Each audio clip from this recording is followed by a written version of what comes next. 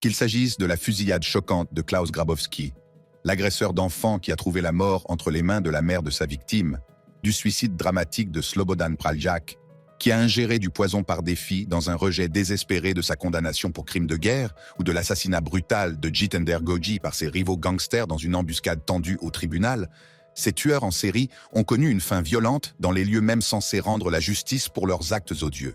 Ces tueurs en série ont connu une fin violente dans les lieux mêmes qui étaient censés rendre justice pour leurs actes odieux. Commençons par Klaus Grabowski. Klaus Grabowski, un pédophile de 62 ans, est jugé pour le meurtre brutal d'Anna Bachmeier, âgée de 7 ans. Les détails du crime étaient horribles. Anna avait été enlevée, molestée et étranglée par Grabowski, un homme au lourd passé sexuel. Marianne Bachmeier, la mère d'Anna, était constamment présente dans la salle d'audience. Son visage était un masque de tristesse et de détermination, tandis qu'elle écoutait les détails macabres des derniers instants de sa fille. La douleur de Marianne était palpable et a trouvé un écho auprès de toutes les personnes présentes. Le procès ne visait pas seulement à obtenir justice pour Anna, mais aussi à affronter le mal qui lui avait ôté la vie. Au fil du procès, le comportement de Grabowski est resté froid et impénitent. Il n'a montré aucun remords pour ses actes et son manque d'empathie n'a fait qu'attiser la colère des personnes présentes dans la salle d'audience. La tension était forte et il semblait que les murs se refermaient sur l'accusé. Marianne est assise au premier rang, les yeux fixés sur l'homme qui lui a pris sa fille. Son chagrin s'est transformé en une rage brûlante qu'elle ne peut plus contenir. Dans un moment qui restera à jamais gravé dans les mémoires, Marianne se lève, fouille dans son sac et en sort un pistolet de petit calibre. Sans un mot, Marianne a pointé son arme sur Grabowski et a tiré 7 coups de feu en succession rapide. Le bruit des coups de feu résonne dans la pièce et le chaos s'installe, tandis que les gens se précipitent pour se mettre à l'abri. Grabowski s'écroule, le corps criblé de balles. L'homme qui a causé tant de douleur et de souffrance est maintenant sans vie sur le sol de la salle d'audience. L'enfer n'a pas de fureur comme une femme bafouée. Bien que cette mère ait été condamnée à 6 ans de prison, elle a porté un jugement digne sur l'homme qui a pris la vie de sa petite fille. L'affaire suivante est de celles qui vous étonneront. Jitender Goji. Le 24 septembre 21, le tribunal de Rohini à Delhi est devenu l'épicentre d'un assassinat méticuleusement planifié qui a laissé tout le monde incrédule. Jitender Goji, un gangster notoire, a été escorté au tribunal numéro 207, au 2e étage du complexe. Goji, qui se trouvait à la prison de Tihar, a été amené par 10 membres du 3e bataillon de la police de Delhi. Pour assurer une sécurité maximale, 15 à 20 officiers en civil de la cellule spéciale et de la police du district de Rohini étaient également présents. Alors que le juge Gagandeep Singh présidait la salle d'audience, 2 hommes, déguisés en avocats, étaient assis tranquillement sur des chaises. Soudain, ils sortent des pistolets et ouvrent le feu sur Goji. La salle d'audience est plongée dans le chaos et les balles fusent. Goji a été touché à plusieurs reprises et la police a riposté par des tirs de représailles, tuant les assaillants sur place. Mais qui étaient ces assassins et pourquoi visaient-ils Goji? L'intrigue s'épaissit au fur et à mesure que nous découvrons les commanditaires de ce crime audacieux. Le grand rival de Goji aurait orchestré l'assassinat de Sunil Man, également connu sous le nom de Tilu Tajpuria. Tajpuria, qui était déjà en prison pour un autre délit, a été interrogé en tant que principal conspirateur. Le complot visant à tuer Goji a été ourdi dans la prison de Mandoli, à Delhi, et 8 personnes y ont participé. Au départ, le plan consistait à tuer Goji dans un tribunal de Panipat, dans l'Haryana. Cependant, lorsque les gangsters ont appris que Goji serait présenté à Rohini une semaine plus tôt, ils ont décidé de frapper à Delhi. Sunil Mahan, autrefois ami de Goji et aujourd'hui membre du gang de Tajpuria, était co-accusé dans une affaire de tentative de meurtre vieille de 10 ans à Alipur. Mahan et Goji devaient être présents dans la même salle d'audience le 24 septembre. Les enquêteurs pensent que Mahan pourrait avoir informé Tajpuria de la visite au tribunal, ce qui lui aurait permis de préparer l'assassinat de Goji. Alors que c'était un drôle d'endroit pour se faire tuer par des rivaux, ce prochain gangster est sur le point de pousser sa chance au tribunal. Sial Angelo. Siale Angelo, un membre de 25 ans du gang des Tongan Crip, était jugé pour des accusations d'agression, de conspiration, de vol et d'infraction à la législation sur les armes. Il s'agissait d'un procès à fort enjeu, le point culminant d'une affaire majeure impliquant 17 membres du Tongan Crip. Angelo était le dernier accusé à passer en jugement, les autres accusés ayant déjà été condamnés à des peines allant de 10 à 30 ans de prison. Angelo est assis à côté de son avocat, apparemment calme. Mais sous la surface, une tempête se préparait. Au cours de la déposition du témoin, Angelo a fait un geste soudain et choquant. Il s'est levé de son siège, a saisi le stylo de son avocat et s'est élancé vers la barre des témoins. La salle d'audience est plongée dans le chaos et quelqu'un crie « Wow, wow, wow !» Angelo bondit, le bras droit levé vers le ciel, le stylo à la main, dans le but de frapper un témoin enchaîné qui réussit de justesse à esquiver l'attaque. En une fraction de seconde, la scène devient mortelle. Alors qu'Angelo tombe les pieds devant la barre des témoins, un marshal américain non identifié réagit à la vitesse de l'éclair. Il a tiré 4 coups de feu à bout portant, touchant Angelo. Un huissier s'est empressé de bloquer l'entrée de la salle d'audience, pointant du doigt les personnes présentes dans la galerie et leur ordonnant de ne pas bouger, la main droite sur son holster. « Mettez-vous à terre !» a crié quelqu'un en direction d'Angelo. « Lâchez le stylo de votre main !» a crié un officier qui se tenait au-dessus d'Angelo. L'ancien procureur Brett Tolman a révélé plus tard que M. Angelo avait assuré au juge qu'il se comporterait bien, raison pour laquelle il n'était pas menotté.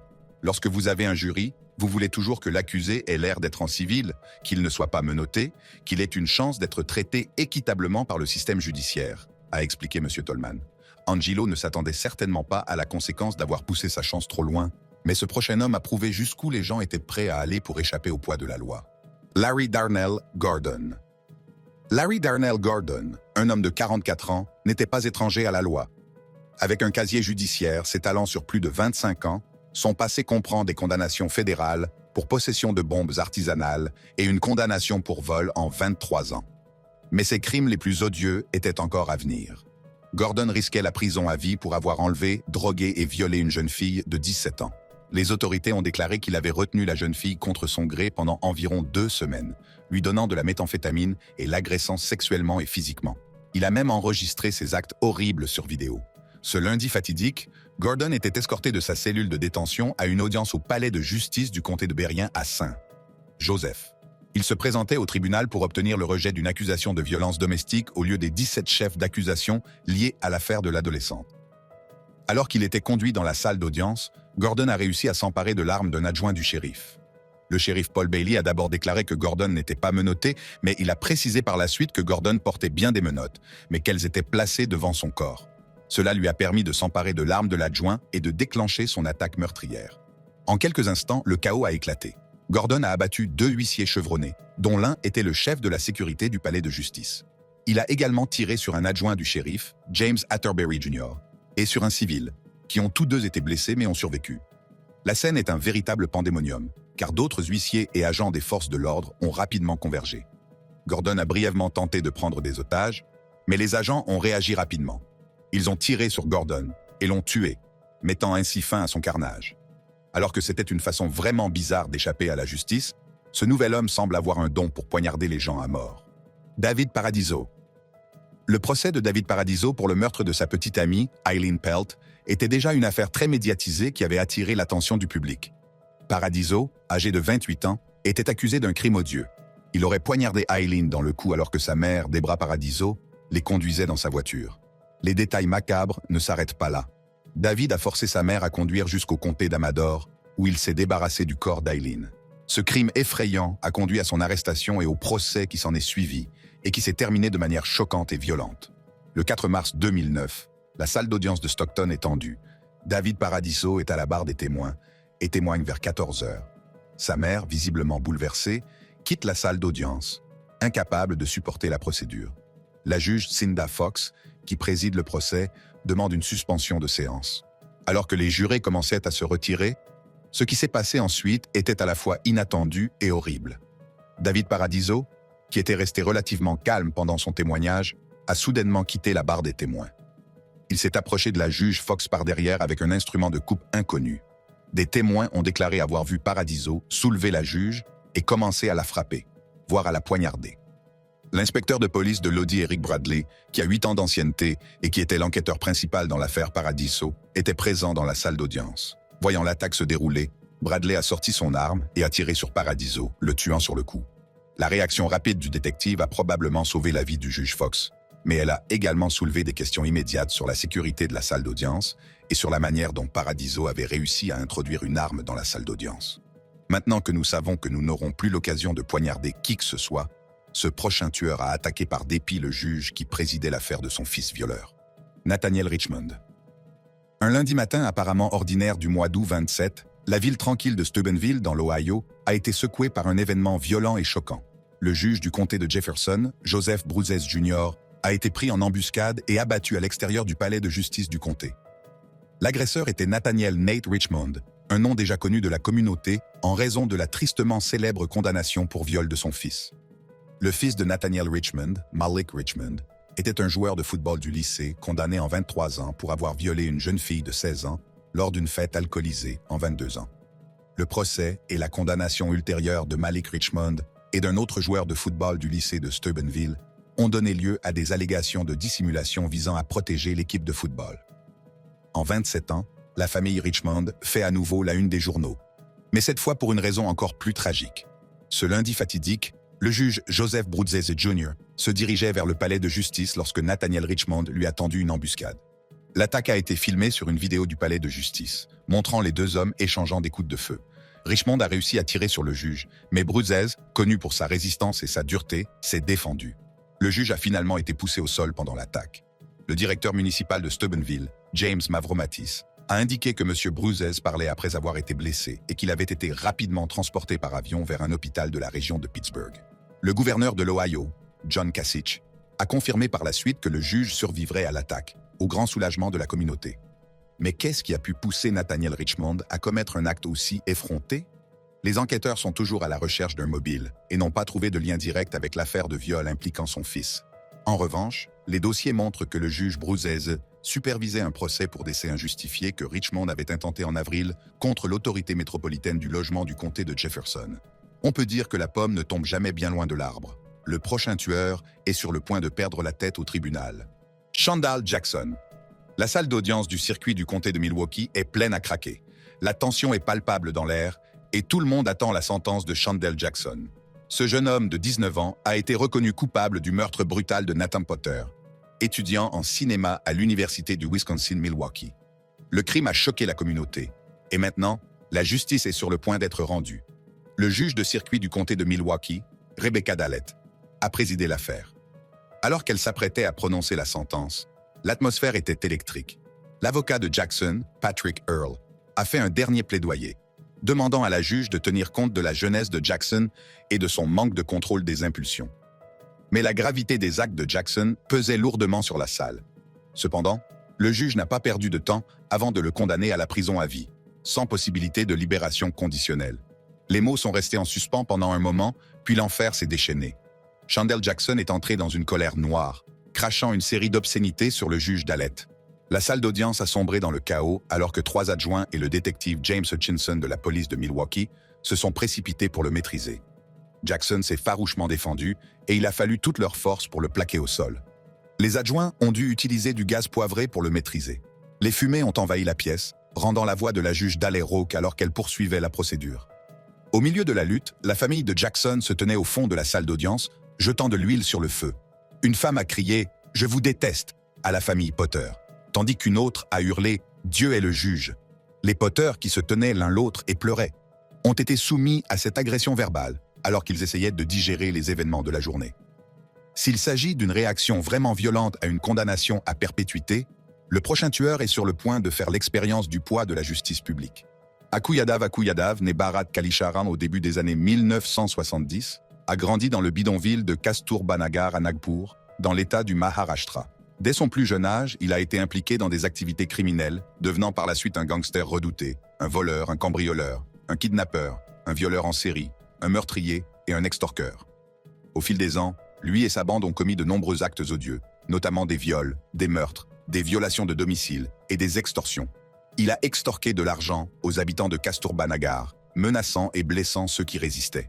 Yadav a assassiné au moins 3 personnes et violé plus de 40 femmes et jeunes filles, dont certaines n'avaient que 10 ans. Il a soudoyé la police, qui a non seulement fermé les yeux sur ses crimes, mais l'a également soutenu.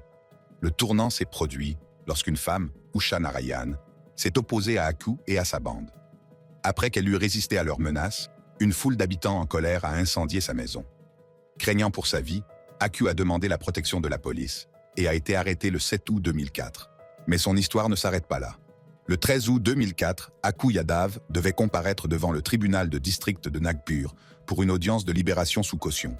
La nouvelle s'est répandue qu'il pourrait être libéré et des centaines de femmes du bidonville, armées de couteaux à légumes et de poudre de piment, se sont rendues au palais de justice. Elles étaient déterminées à faire en sorte qu'Aku ne les terrorise plus jamais. En entrant dans la salle d'audience, Aku s'est montré confiant et impénitent. Il s'est moqué de l'une de ses victimes de viol, la traitant de prostituée et menaçant de la violer à nouveau. C'est la goutte d'eau qui fait déborder le vase. La femme a commencé à le frapper à la tête avec ses chaussures, et bientôt, la foule de 200 à 400 femmes l'a attaqué. Elles l'ont poignardé au moins 70 fois, lui ont jeté de la poudre de piment et des pierres au visage, et l'une de ses victimes présumées lui a même coupé le pénis. Les policiers, débordés et terrifiés, ont fui les lieux. Si ce châtiment était approprié pour un criminel qui se croyait au-dessus de la loi, le meurtrier suivant est allé encore plus loin pour échapper aux conséquences de ses actes. Brian Nichols. Le 11 mars 2005, le palais de justice du comté de Fulton à Atlanta, en Géorgie, a été le théâtre d'une effroyable tuerie. Brian Nichols, qui était jugé pour viol, a réussi à maîtriser l'adjointe du shérif Cynthia Hall pendant qu'elle se changeait. Il lui a volé son pistolet de service Glock et l'a sauvagement battue jusqu'à ce qu'elle tombe dans le coma. Nichols avait déjà tenté d'introduire des jarrets dans la salle d'audience par le biais de ses chaussures, ce qui témoignait de son intention préméditée de s'enfuir. Après avoir revêtu des vêtements civils, Nichols a rencontré les responsables du dossier, Susan Christie et Gina Clark Thomas, ainsi que l'avocat David Allman. Les tenant en joue, il leur a demandé de le conduire au cabinet du juge Roland Barnes. Le sergent Grantley White a tenté de désarmer Nichols, mais n'y est pas parvenu et a été contraint de passer les menottes aux autres. White a déclenché une alarme, que Nichols a tenté de dissiper à l'aide de la radio de White. Nichols s'est ensuite rendu dans la salle d'audience, où il a abattu le juge Barnes et la sténographe Julie Ann Brando. Alors qu'il s'échappait du tribunal, Nichols a également abattu le sergent Hoyt Teasley. Nichols a volé plusieurs véhicules pendant sa fuite et a été présenté dans l'émission America's Most Wanted, alors que la chasse à l'homme s'intensifiait. Une récompense de 65 000 $ a été annoncée pour toute information conduisant à son arrestation. Nichols a tenté d'enlever une jeune femme qui rentrait à pied d'une salle de sport, mais s'est enfui après que son petit ami l'a défendue et qu'elle a appelé le 911. Plus tard dans la journée, Nichols a tiré mortellement sur l'agent spécial de l'ICE, David J. Wilhelm, lui volant son badge, son arme et sa camionnette. La chasse à l'homme pour retrouver Nichols a duré 26 heures et s'est étendue à toute la région métropolitaine d'Atlanta. Le tournant s'est produit lorsque la police a reçu un appel de Ashley Smith, une jeune femme qui a déclaré que Nichols se trouvait dans son appartement de Duluth, en Géorgie. Les forces de l'ordre sont intervenues et Nichols s'est rendu sans autre forme de violence. Les autorités ont retrouvé plusieurs armes à feu volées et le portefeuille de l'agent spécial Wilhelm. Le camion volé a été retrouvé à environ 3 km de l'appartement de Mme Smith. Le récit que fait Mme Smith de son calvaire avec Nichols est tout à fait extraordinaire. Elle a déclaré à la police que Nichols avait pénétré de force dans son appartement le 12 mars et l'avait tenu en otage sous la menace d'une arme pendant 7 heures. Pendant cette période, elle a donné à Nichols de la méthamphétamine et lui a lu des passages de The Purpose Driven Life. Elle a tenté de convaincre Nichols de se rendre en lui racontant sa propre histoire tragique, notamment la mort de son mari et une cicatrice due à un accident de voiture survenu alors qu'il était sous l'emprise de drogue. Après lui avoir préparé des crêpes pour le petit déjeuner, Nichols a permis à Smith de partir voir sa fille, après quoi elle a appelé la police. Smith a reçu une récompense pour son aide à la capture de Nichols. Le prochain tueur est celui qui a fait travailler les services de police pendant plus de 30 ans avant qu'ils ne puissent le capturer. Ted Bundy. Ted Bundy, né en 1946, a eu une enfance difficile, sa mère se faisant passer pour sa sœur et ses grands-parents, l'élevant comme s'il était le leur. Cette dynamique familiale complexe a jeté les bases du comportement futur de Bundy. Malgré ses débuts troublants, Bundy semblait mener une vie normale à la fin des années 1960, fréquentant l'université de Washington, s'engageant en politique et entretenant des relations avec des femmes telles que Diane Edwards et Elizabeth Klopfer. En 1974, le côté sombre de Bundy est apparu lorsque des jeunes femmes ont commencé à disparaître dans le nord-ouest du Pacifique. Bundy attirait ses victimes en feignant une blessure ou en se faisant passer pour une figure d'autorité, puis les enlevait, les agressait et les assassinait. Ces crimes ont semé la terreur dans de nombreux États, les témoins décrivant souvent un homme avec un plâtre au volant d'une coccinelle Volkswagen de couleur fauve. Après avoir déménagé à Salt Lake City, Bundy a poursuivi sa folie et a finalement été arrêté en 1975 à la suite de la découverte d'objets suspects dans sa voiture, ce qui lui a valu sa première condamnation. Les activités criminelles de Bundy se sont intensifiées et, après 2 évasions réussies, il a refait surface en Floride. En janvier 1978, il a commis des attaques brutales dans la maison de la sororité Chi Omega de l'Université d'État de Floride, tuant 2 femmes. Il a également enlevé et assassiné une jeune fille de 12 ans, Kimberly Leach, peu de temps après. Ces crimes ont conduit à sa capture, son procès et sa condamnation, où il a saboté sa propre défense et refusé les accords de plaidoyer, ce qui lui a valu d'être condamné à la peine de mort. Le règne de terreur de Ted Bundy s'est achevé par son exécution en 1989, mais pas avant qu'il n'ait avoué ses crimes, révélant toute l'étendue de sa brutalité, y compris des actes de nécrophilie. Son histoire reste l'un des exemples les plus effrayants d'un tueur en série qui a caché sa vraie nature derrière une façade de charme et de normalité, laissant un impact durable sur la mémoire collective de la nation. Justice différée n'est certainement pas justice refusée. Le prochain gangster n'aurait jamais imaginé qu'il finirait sa vie dans un lieu où la justice est censée être respectée. Sanjeev Jiva. Le 7 juin 23, la salle d'audience de Lucknow, dans l'Uttar Pradesh, a été le théâtre d'un crime choquant et brutal. Sanjeev Maheshwari, plus connu sous le nom de Jiva, un gangster notoire au long passé criminel, assistait à une audience pour une affaire dans laquelle il était accusé. Ce qui se passe ensuite est une scène tout droit sortie d'un polar. Habillés en avocat, les agresseurs ont réussi à s'infiltrer dans la salle d'audience. Alors que Maheshwari était assis, inconscient du danger imminent, les assaillants ont ouvert le feu. La salle d'audience est plongée dans le chaos et les balles fusent, blessant un enfant et 2 officiers de police qui se trouvaient à proximité. Les assaillants n'ont fait preuve d'aucune pitié et Maheshwari a été touché à plusieurs reprises. La scène était un véritable pandémonium. Les gens se précipitant pour se mettre à l'abri et le bruit des coups de feu résonnant dans les couloirs. Selon un communiqué de la King George's Medical University, Lucknow, le rapport d'autopsie de Sanjeev Maheshwari a révélé 16 points d'entrée et de sortie de balles dans son corps.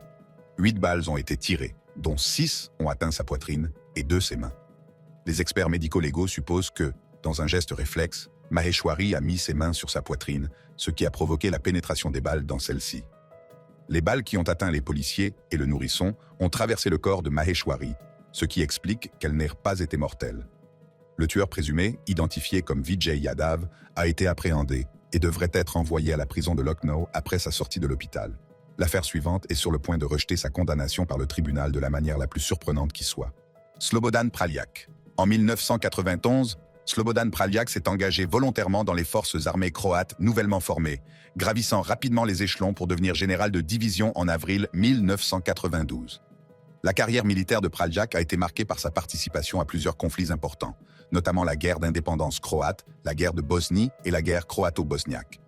Malgré ses exploits militaires, les actions de Praljak pendant la guerre croato-bosniaque allaient conduire à sa chute.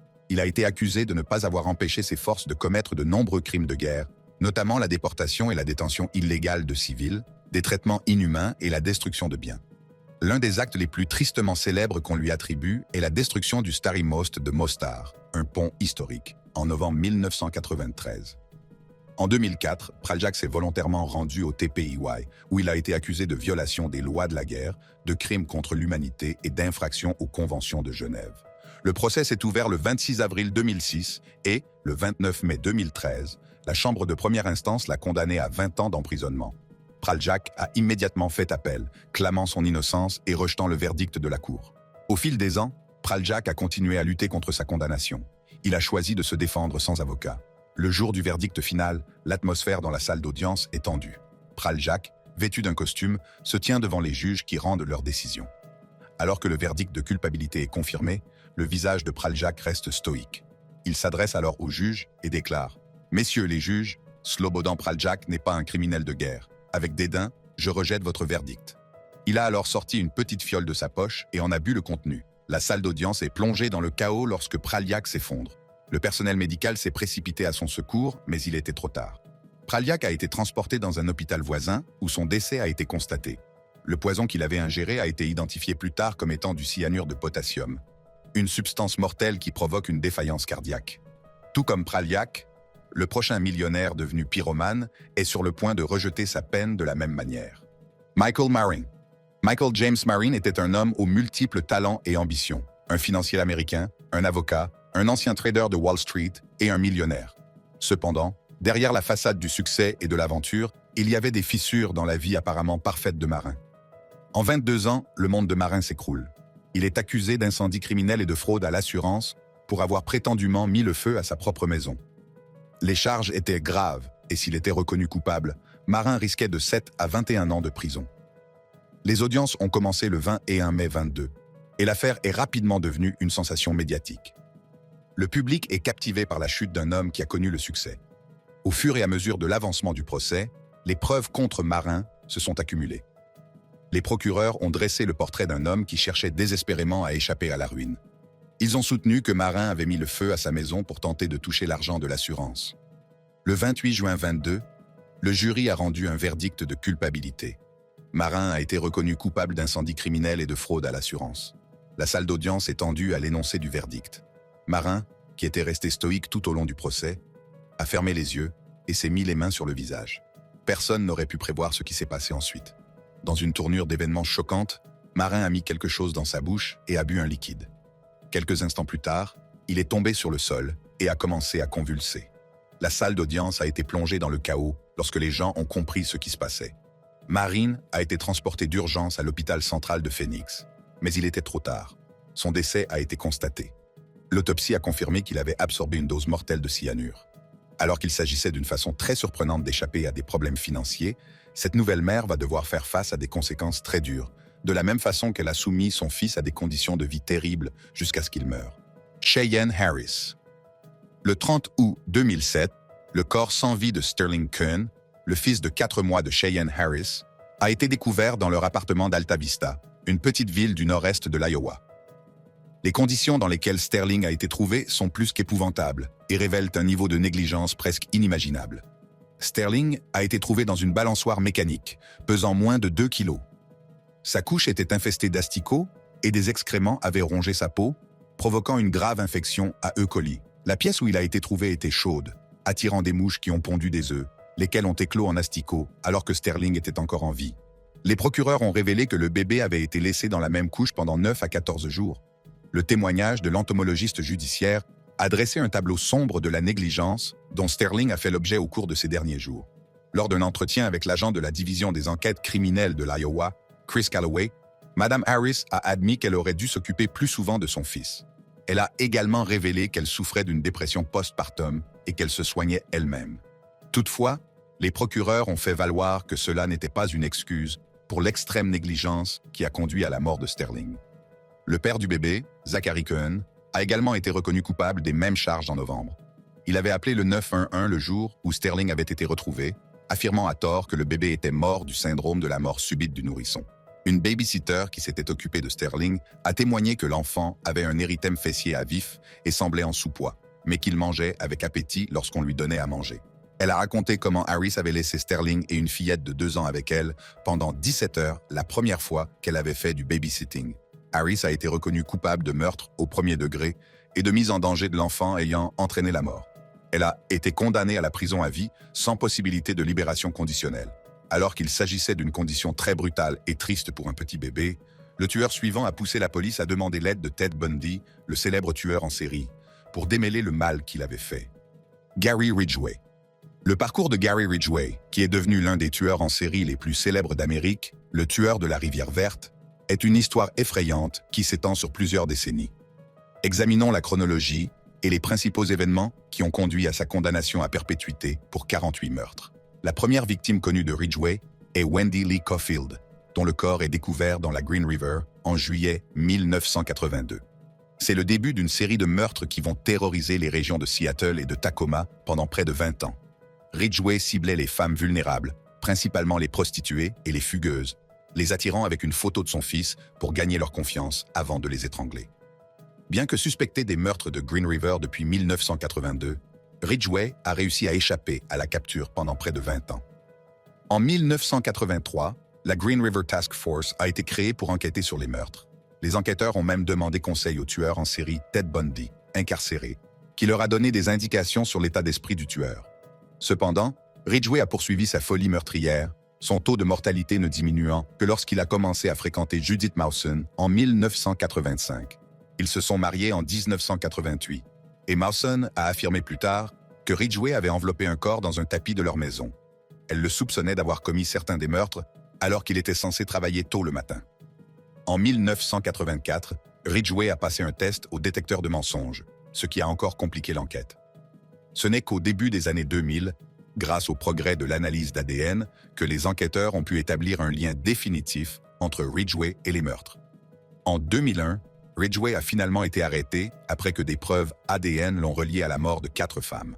En 2003, Ridgway a plaidé coupable pour 48 chefs d'accusation de meurtre aggravé au premier degré dans le cadre d'un accord qui lui a épargné la peine de mort.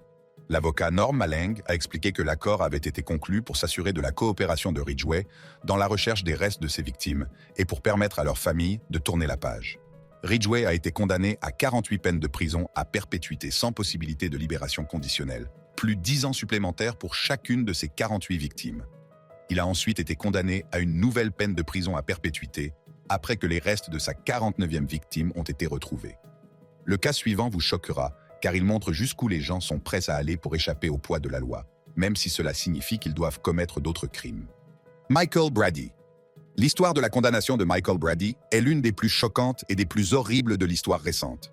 Le 28 octobre 29, un jury du comté de Dare a mis moins d'une heure à recommander la peine de mort pour Michael Edward Brady II. Cette décision a été prise après que Brady a admis être le cerveau d'une tentative d'évasion méticuleusement planifiée et exécutée à l'Institut correctionnel de Pasquotank, à Elizabeth City, en Caroline du Nord. Cette tentative d'évasion, qui a eu lieu en octobre 2007, s'est révélée être l'évasion de prison la plus meurtrière de l'histoire de la Caroline du Nord. Pendant plusieurs mois, Brady et 3 autres détenus, Wizeza Buckman, Seth Frazier et Jonathan Monk, ont planifié leur évasion. Ils se sont entraînés rigoureusement, ont préparé des sacs à dos et ont rassemblé des fournitures et des armes.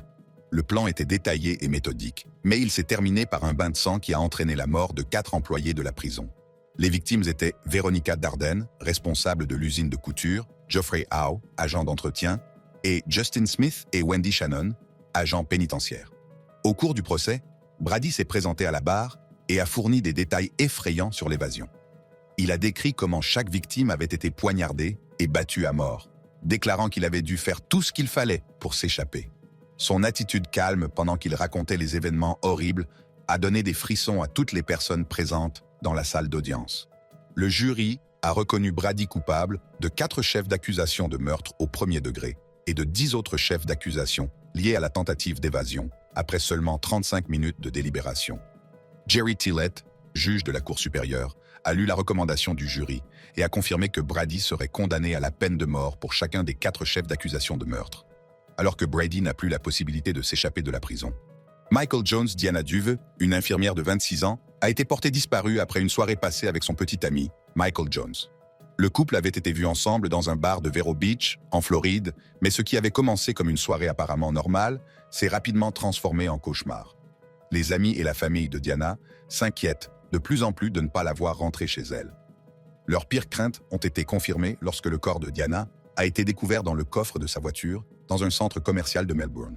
La découverte a été faite 2 jours après qu'elle ait été vue en vie pour la dernière fois, et les détails de son meurtre sont tout simplement horribles. Michael Jones, qui avait des antécédents de violence et avait déjà été condamné pour harcèlement aggravé, est rapidement devenu le principal suspect. Il a été arrêté dans un hôtel de Fort Pierce, alors qu'il était encore sous le coup d'une mise à l'épreuve pour sa précédente condamnation.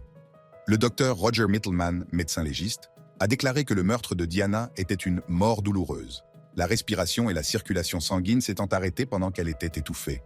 Il a décrit cela comme une lutte horrible et désespérée de la victime pour essayer de survivre. Son ancienne petite amie a témoigné que Jones était passé du statut de gentil garçon à celui de tyran contrôlant qui menaçait de la faire licencier et même de la tuer. Le jury a entendu un appel téléphonique glaçant où Jones menaçait « Dès que tu franchiras le seuil de ta porte, tu recevras une balle dans la tête et je me suiciderai ». Elle avait obtenu une ordonnance restrictive et Jones a été arrêté. Le jury a finalement décidé de condamner Michael Jones à la prison à vie. Le cas suivant prouvera jusqu'où les gens peuvent aller pour atteindre leur but, même si cela signifie prendre la vie d'un ami d'enfance proche. Austin Myers. Le 28 janvier, Justin Michael Bach, 18 ans, fraîchement diplômé du lycée et prêt à s'engager dans la marine, a été brutalement assassiné chez lui par Austin Gregory Myers et Timothy E. Mosley, d'anciens amis d'enfance. Myers, né en 1995, et Mosley, né en 1994, s'étaient retrouvés autour d'un sinistre projet de vol d'un coffre-fort au domicile de Justin, croyant qu'il contenait 20 000 $. Le coffre appartenait au beau-père de Justin, Mark Cates, et on pensait qu'il contenait de l'argent et une arme. Ce matin-là, Myers et Mosley ont acheté des fournitures, y compris du matériel pour fabriquer un garrot, dans l'intention d'étrangler Justine. Lorsque le plan a échoué, Mosley a paniqué et a poignardé Justine à plusieurs reprises, tandis que Myers a participé à l'attaque, ce qui a valu à Justine 21 coups de couteau. Après le meurtre, ils ont saccagé la maison, emportant le coffre-fort, les bijoux et d'autres objets, avant de tenter de nettoyer la scène du crime. Ils ont conduit le corps de Justin dans une zone reculée du comté de Preble, où ils ont tenté de s'en débarrasser en y versant des produits chimiques et en tirant dessus avec un pistolet volé. Ils sont ensuite retournés chez Mosley, où ils ont découvert que le coffre-fort ne contenait que des documents et de la monnaie. Ils ont brûlé les preuves dans un foyer et se sont débarrassés du coffre-fort dans une rivière. Lorsque Mark Cates rentre chez lui, il découvre le cambriolage et appelle la police. L'enquête a rapidement conduit à Myers, dont la voiture a été identifiée par des témoins. Après avoir d'abord nié les faits, Myers a avoué après que Mosley a reconnu le crime. Le corps de Justin a été retrouvé plus tard dans la journée, et Myers et Mosley ont tous deux été arrêtés et finalement condamnés pour ce meurtre brutal et calculé. Alors qu'il s'agissait d'un cas de trahison et de meurtre, le tueur en série suivant voulait devenir la grande vedette et il a choisi de devenir populaire en tirant sur son lycée. Nicholas Cruz. Le 14 février 2008, Nicholas Cruz est entré dans le lycée Marjory Stoneman Douglas de Parkland, en Floride, et a ouvert le feu. Le carnage a fait 17 morts et 17 blessés, ce qui en fait la fusillade dans un lycée la plus meurtrière de l'histoire des États-Unis. Cruz a acheté légalement un fusil semi-automatique de type AR-15 et a mis en œuvre son plan meurtrier. Cruz a été arrêté environ 1 heure et 20 minutes après la fusillade. En 28, il a été inculpé de 17 chefs d'accusation de meurtre avec préméditation et détenu sans caution après avoir avoué la fusillade. Il a été placé à l'isolement sous surveillance en cas de suicide. Le procès de Cruz a connu de nombreux retards. D'abord pour donner à ses avocats plus de temps pour monter leur dossier, puis en raison de la pandémie de 2020 COVID-19. À 21 ans, Cruz a plaidé coupable de tous les chefs d'accusation, y compris de meurtre et de tentative de meurtre, exprimant des remords pour ses crimes. Il a également été condamné à 26 ans de prison pour agression. En 22, le procès de Cruz pour la peine de mort a commencé, et le jury a recommandé une peine d'emprisonnement à vie, sans possibilité de libération conditionnelle. Ce verdict a suscité la colère et la déception des familles des victimes, qui avaient espéré la peine de mort. Le cas suivant est presque comique. Ce meurtrier a explosé après avoir entendu sa condamnation et a répandu ses excréments sur les personnes présentes au tribunal. Ricky Hand. Ricky Hand a un lourd passé criminel. Au fil des ans, il a commis au moins 30 vols, terrorisant les communautés et laissant une trace de peur dans son sillage. Son dernier crime, en janvier 2016, a été la goutte d'eau qui a fait déborder le vase et a conduit à son arrestation et à son procès. La décision du juge de le condamner à 40 ans de prison visait à s'assurer que Hand ne représenterait plus une menace pour la société. La réaction de Hand a été immédiate et explosive. Il s'est tourné vers le juge et lui a demandé « Venez-vous de me donner 40 ans, monsieur ? Vous venez de me donner 40 ans. Eh bien, devinez quoi ? » Sur ces mots, il a passé la main sous son bras et en a sorti des flacons de pilules remplis d'excréments et d'urine qu'il avait cachés dans une écharpe de bras. Le chaos a éclaté lorsque Hand a commencé à jeter le contenu dans la salle d'audience. La puanteur et le choc ont momentanément paralysé tout le monde. Les fonctionnaires de la salle d'audience sont rapidement entrés en action, maîtrisant Hand et essayant de rétablir l'ordre au milieu du pandémonium. Le shérif du comté de Clark, Gene Kelly, a révélé par la suite que M. Hand avait réussi à introduire clandestinement les flacons de pilules dans la salle d'audience, ce qui constituait une violation flagrante des protocoles de sécurité. Cet homme aurait dû faire l'objet d'une fouille plus approfondie avant d'entrer dans la salle d'audience. Notre politique veut qu'il y ait une fouille avant et une fouille après son départ, ce qui n'a apparemment pas été fait, a déclaré le shérif Kelly. L'incident survenu dans la salle d'audience a déclenché une enquête du bureau du shérif, et Hand pourrait maintenant être accusé d'un nouveau délit pour son comportement scandaleux. La nature choquante de cet événement a amené de nombreuses personnes à se demander comment un tel manquement à la sécurité a pu se produire. Cliquez sur l'une des cartes de votre écran pour voir d'autres vidéos de ce type.